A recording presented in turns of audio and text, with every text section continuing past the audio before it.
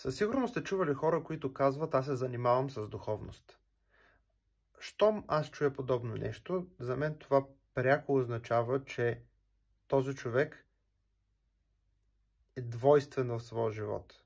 Това означава, че когато той се занимава с духовност, когато прави някакви практики, той реализира себе си като дух, а когато не го прави това, той е тяло-личност.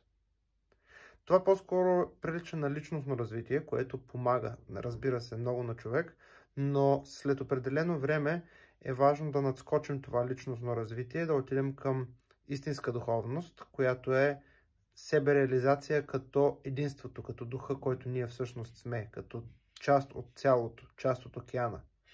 Така че е важно, според мен, не просто да се занимаваме с духовност, а самите ние да бъдем духовност. 24/7 в нашите мисли, в нашите думи, в нашите действия, ние да бъдем това огледало на единството и на любовта и на приемането и на грижата един към друг, което за нас означава духовност.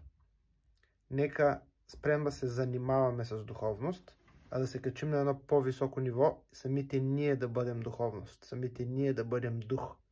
И това е нашата истинска професия, да обичаме истински, безусловно, мъдро. Да даряваме тази истинска любов, която е вътре в нас.